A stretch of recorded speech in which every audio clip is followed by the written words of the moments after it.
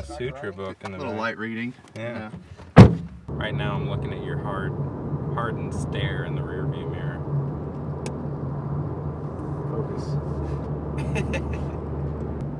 Never done any acting. Do I look right in the camera? Or do I look at you? What do I do with my hands? You should use that. Use that, Will. But this isn't acting, Daniel. Just look at me though when you're responding to me. Okay. Got it.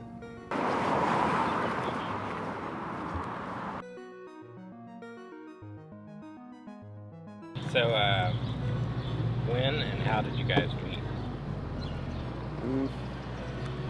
Actually, at a drug rehabilitation program. To be honest. Yeah, we really did. And he saved my ass. a friend of mine said, kept hearing it's like, this guy Daniel plays guitar. I was like, oh, I don't want to fucking know that guy. And they said, I said, is he good? And they're like, I don't know, but he plays guitar. So you should try to meet him. I kept for a couple of years, and they'd say, oh, well, I haven't seen him in a long time. And then finally Daniel came back, and somebody I was close to at the time said, why don't you go talk to Daniel? I said, okay. And I did, and we kind of became pals, and fast forward about 2.5 years, we're here now. He showed up to the hospital the day I checked myself in, and so obviously when I got through doing what all I was doing, it's like, yeah, I should get together with him. And it turns out we like the same bands. And we're like, well, what more do you need? Yeah, and it's funny. We were doing stuff together for several months, and then like a few months later, Daniel said, well, he said something like, well, it's like, that's when before we were friends, and I thought we had been friends for like 6 months, and he said we weren't even friends then. Yeah. So that was kind of funny. Well, we're here now, buddy. So yeah, okay. I think it's all good. Yeah, okay. I don't know, it's something weird, because I never told Daniel this, but it's something just told me that I should go and see about him, just because I knew he played music about my age, and I like trying to help people. So when did y'all start playing music together? Like 6 months later? Yeah, just about. And we didn't really necessarily start a band. We just started playing songs that we liked together. Then we were like, out in Covington, it's like, okay, we can go cheer on some of these drunk people at the bars, play songs they know. And then we started showing each other our songwriting, and kind of just went from there. And we wanted to actually have a band, Yeah, and I had this, like most of the ideas I have, about 90 of them are terrible, and like there's usually one pretty good one. So I've been writing down all these lists of names, like some really vulgar and some funny. I wish we had the list. I do have the list. I can read them to you, but we want to keep this nice. I mean, some are just whatever. And then I thought, well, Bob Dylan's got a lot of good words most of the time, and I mean, there's lots of reasons. Then one of them, I was reading them to Daniel one time. I sent him the picture. He's like, oh, I like Complete Unknown. Or I think it was like the Complete Unknowns or something like that, kind of like the Kinks, the Beatles, the Stones, the Who, all that stuff. And then Daniel was like, well, change it to Complete Unknown because it's cleaner. I was like, oh, there's also a Bob Dylan cover band in New York called the Complete Unknown. We don't know them. Yeah, shout out, you guys. 4.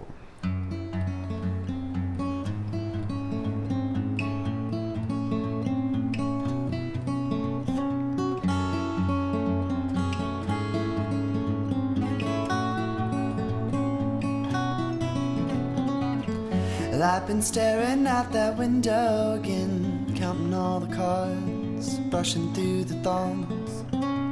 But this is not her pretty hair I'm playing with. This goes on, and I always end up lost unevenly. Something faster than the drugs, better than early morning sex I need to bring. 'Cause every room I'm in feels like a mountain top. And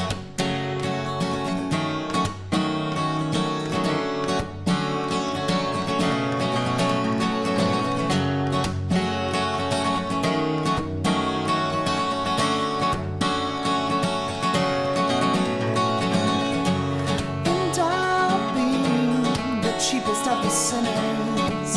I'll be a duty you can't resist. If you'll be my redeeming saint,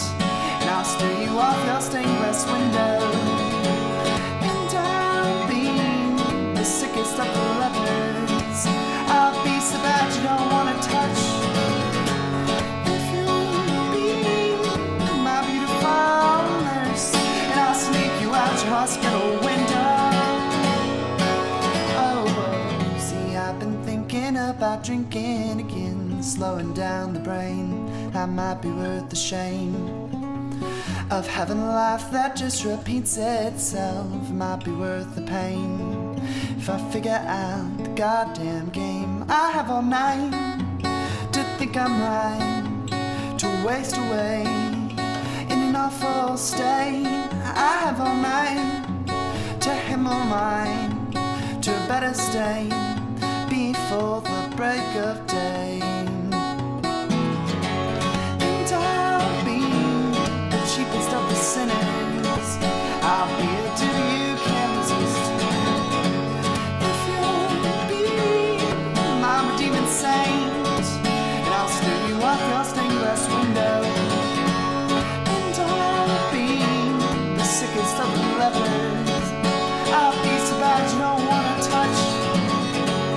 If you'll be my beautiful nurse, then I'll sneak you out your hospital window. Pretty little hospital window.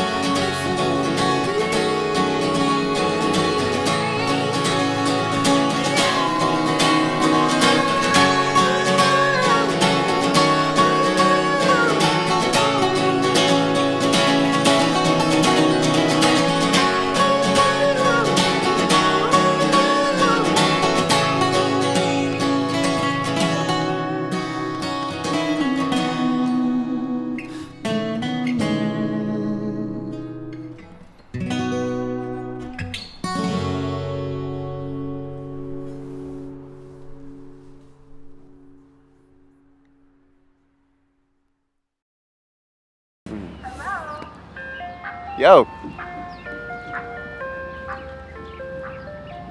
Don't act like this wasn't set up. No. We were talking about, okay, we were supposed to stay focused on what we're talking about. Do you guys write collaboratively? We're just now starting to get into that. I think this whole first album that we're doing is pretty cut and dry. We'll make the song structure and the lyrics, and then we'll add what we feel like we need to the other person's song. But the last few songs that won't be on this album that we just wrote kind of get wrote in the same room together, I'd say. We've recently tried to mix up our live component. You know, I've been trying to play drums with him on electric and learn to sing while playing drums. And so it's a lot easier to, like, you know, fully produce a song out if I'm already playing drums, which means that we start to write together in the same room. I also think I think a lot of the times, more now, it's we basically, if Daniel has a song or I have a song, the structure of it's basically there, but maybe he might add a part, you know, like a part of the song, or, you know, like a musical part that kind of makes it go somewhere else where we might think, oh, we can do this a little faster, a little more rock or whatever. So we kind of just let it go. Or sometimes Daniel will have an idea and he'll say, what do you think about this? Or I'll bring an idea and he'll say, what do you think about that? And then we pretty much we might bring the full song in, but the lyrics won't be completely done yet. Or, you know, or instrumentation, like Dylan said. He's really good with guitar instrumentation, so I like to leave all of that to him. Thank you, Daddy. No problem, Daddy. Or are your songs mostly autobiographical? I'd say, again, till recently, they have been. And then here recently, I don't know why it took me so long to discover the idea that I don't have to write necessarily what's going on with me, you know? I think anything that I write, it's all about me in some kind of way. Yeah, or if I'm thinking I'm writing about somebody else and I realized, no, it's really about me. Because that's what I know the best, if I even know that very well. So, I don't know. Daniel's more of a lyric guy in the sense that he really thinks about it. I think about him too, but I think more about melody and structure. I mean, I love Bob Dylan and people that write great lyrics, but I think more about the structure of it and the melody, I would say. I guess my favorite kind of era music's like 65 to about 73, but I think it's not really artist or band, but I really like, like those children's songs. Like what? Like He does. Shortening Bread, just any of those, like, Wheels on the Bus type stuff. I really love that stuff, and people think I'm joking when I tell them that, but I sometimes show some of that stuff to Daniel or other people, and they think I'm being silly, but I think it's just like really something kind of magical about those, that real simple stuff, but it just kind of gets in your head, and it's like, that's, I guess, I think I like kind of predictable things, but me, that's a little bit different maybe. I'll say there's probably a few. I mean, if you just listen to my music, you might find them surprising, but I've been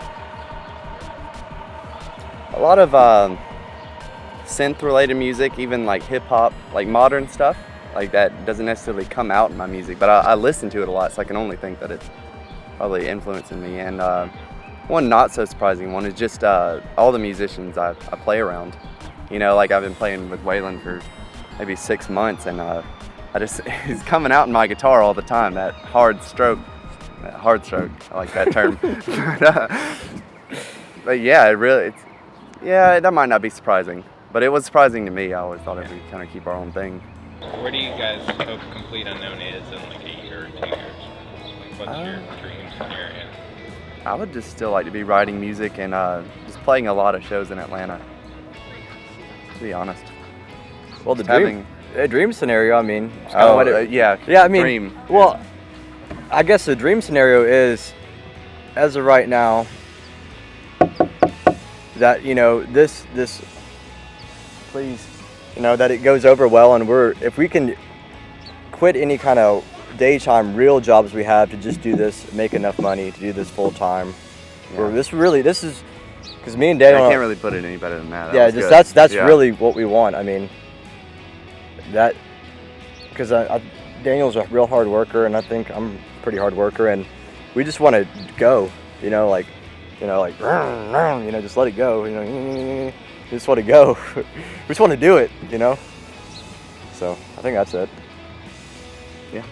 I just want to say that I love this guy. This guy's like my I love brother. you too. He really is, and he's a Yeah. great guy, and I really think a whole lot of him. I don't think we're going anywhere. No.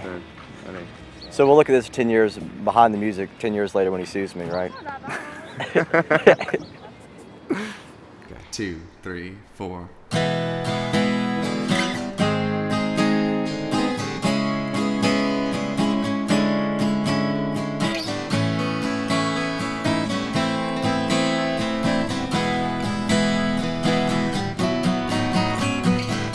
In the beginning there was a word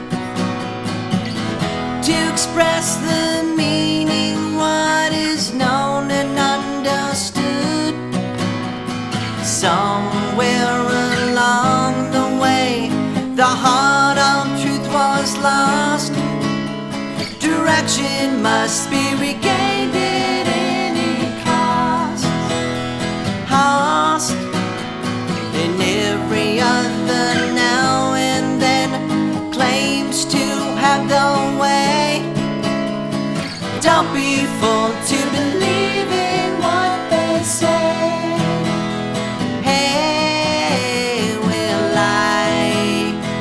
will see the sun shine on you.